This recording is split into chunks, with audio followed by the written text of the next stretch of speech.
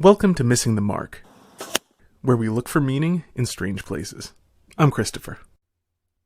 In the various discussions I've been involved with about defining atheism as a lack of belief, I've sort of taken the psychological origin of it for granted. Let's set aside for a moment whether anyone actually uses the word according to this definition.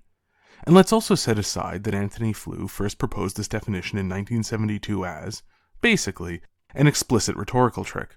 Despite those things, defining atheism as a lack of belief in God does answer a psychological need which many people who self-identify as atheists have. For the benefit of any atheists who are listening, I will note that the word many does not mean the same thing as the word all.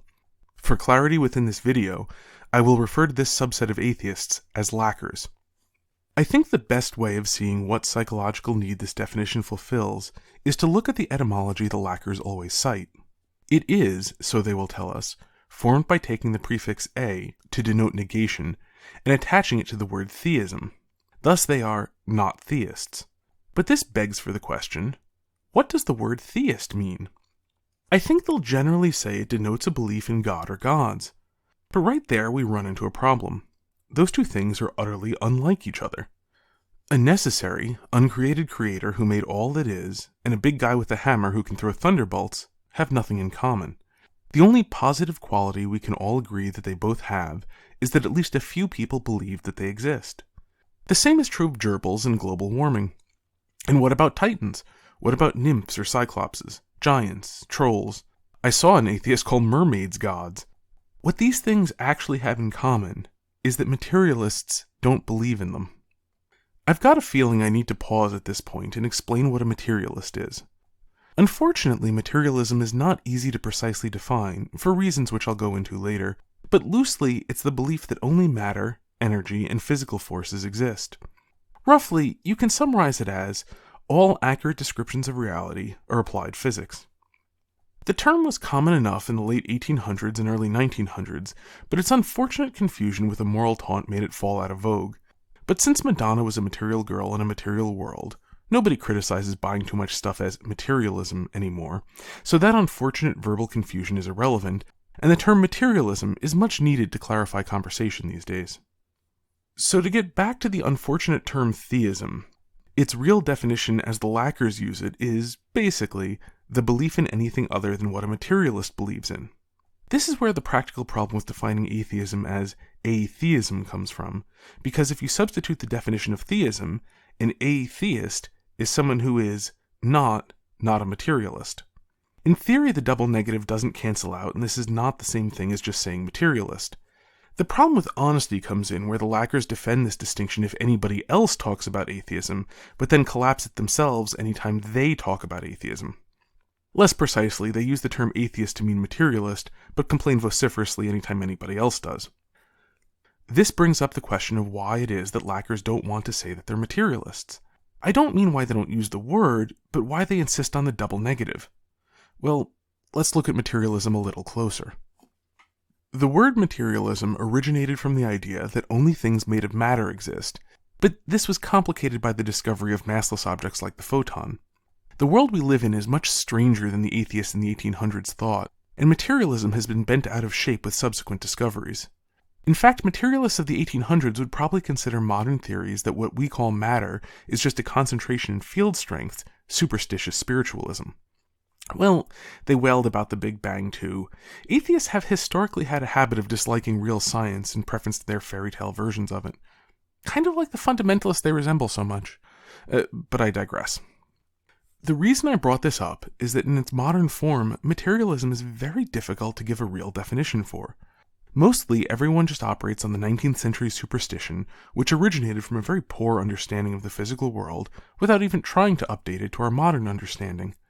To make this concrete, suppose that there was a being called Zeus, who existed as the concentrations in a field we don't know about and who, because of this field's interactions with the electrical fields we are familiar with, could cause the simultaneous migration of massive quantities of electrons. Would he be supernatural? He wouldn't be bound by the same sort of body that we are, and he could do things that we can't. What would a materialist make of it? If Zeus existed in this sense, a modern materialist could believe in him. In the 1800s, they certainly didn't believe in neutrinos or gamma rays or gravity waves, so we have a great deal of experience with turning out to be wrong about how limited the universe is. Yet none of them ask this sort of question, and if you even propose it, they would scoff. They've had to adapt their explanations slightly to the discovery of a whole collection of things in the natural world unimagined by the men of the 1800s, but in the main, they maintain the same intuitions and prejudices, especially that they could explain anything that ever happened if they bothered to look into it. Also that they already know basically everything there is to know, so the only sorts of creatures that could exist are variants on the animals they already know. Hence why mermaids, which, if they existed, would just be an odd case of convergent evolution, are somehow lumped in with the supernatural.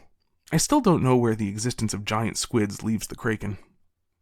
The practical result is that I'm going to talk about materialism in terms of what it meant back around, say, 1880. It's clearer and at the same time probably more accurate, despite some minor adaptations to what science has learned in the interim. In this version, basically it amounts to everything that exists being made of atoms, which bounce around in a sort of 3D pool game, with gravity pulling everything together and chemical reactions acting like billiard cues, occasionally breaking them apart again. If you simply knew where all the atoms were and what their momentum was, you could predict arbitrarily far into the future where they would be. It's all nice and neat and makes everything very easy to understand.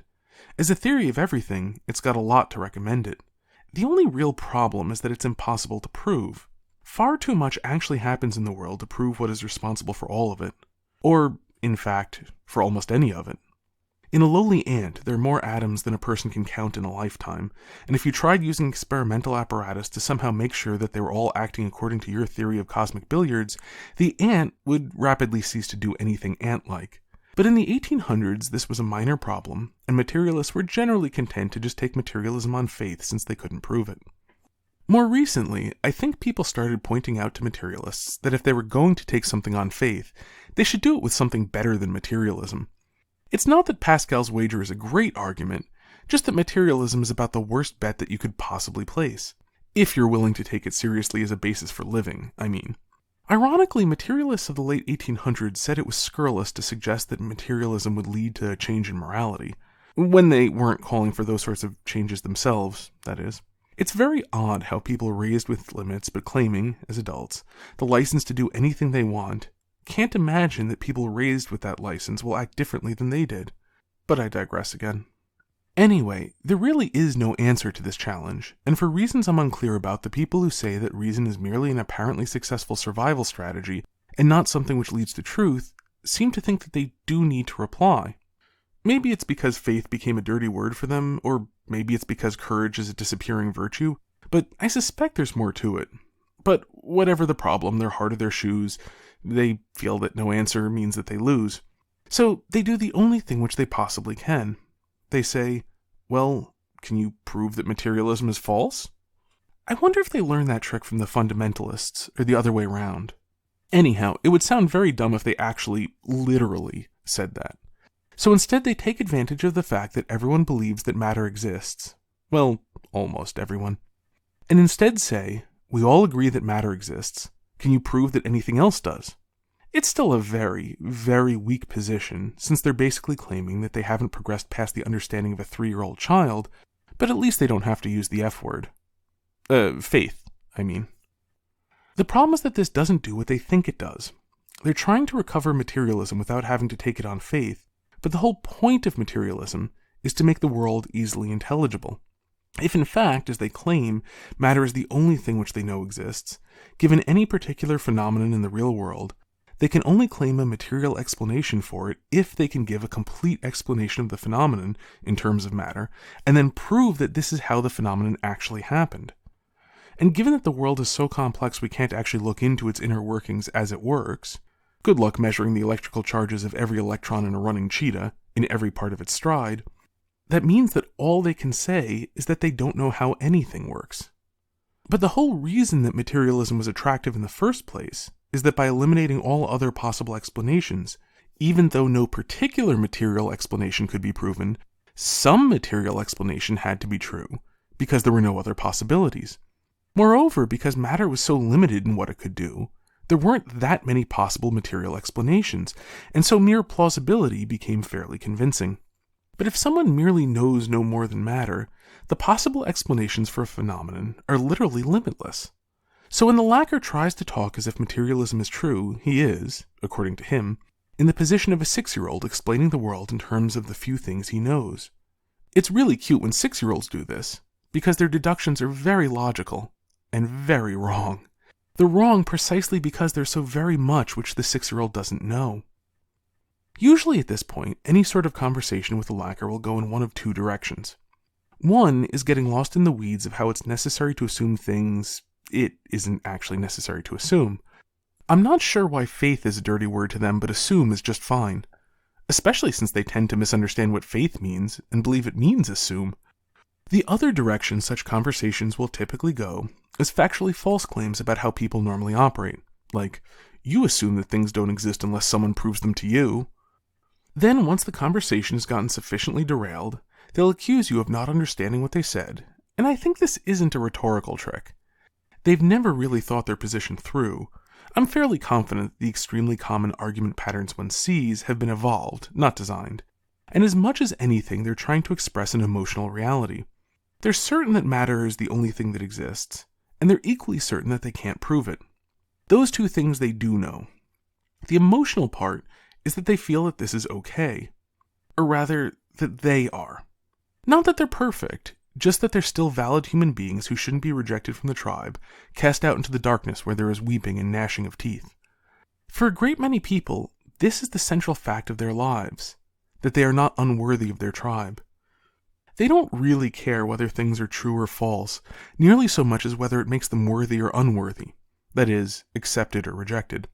I've seen this manifest as people claiming that two obviously contradictory beliefs are not contradictory, because they themselves hold both of them. The key to understanding this is that they're not speaking to the truth claims, but to the psychological possibility. They do this, and are not cast out, and therefore it can be done, and not cause one to be cast out. And very relevant to the emotional reality of lack of belief atheism is that there are many lackers, at least on the internet, and that when they get together they form a group which is accepting of this behavior. They're not in the emotional position of seeking validation.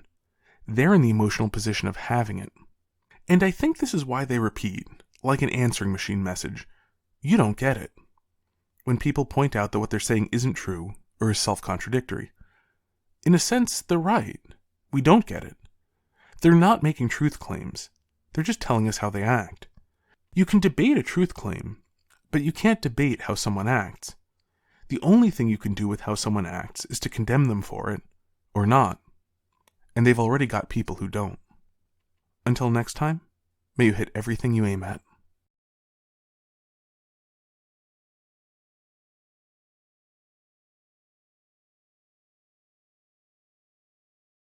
Welcome to Missing the Mark, where we look for meaning in strange places. I'm Christopher.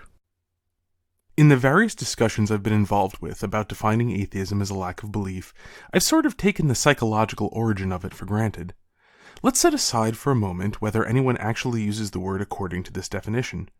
And let's also set aside that Antony Flew first proposed this definition in 1972 as, basically, an explicit rhetorical trick. Despite those things, defining atheism as a lack of belief in God does answer a psychological need which many people who self-identify as atheists have. For the benefit of any atheists who are listening, I will note that the word many does not mean the same thing as the word all. For clarity within this video, I will refer to this subset of atheists as lackers. I think the best way of seeing what psychological need this definition fulfills is to look at the etymology the lackers always cite. It is, so they will tell us, formed by taking the prefix a to denote negation and attaching it to the word theism. Thus they are not theists. But this begs for the question, what does the word theist mean? I think they'll generally say it denotes a belief in God or gods. But right there we run into a problem. Those two things are utterly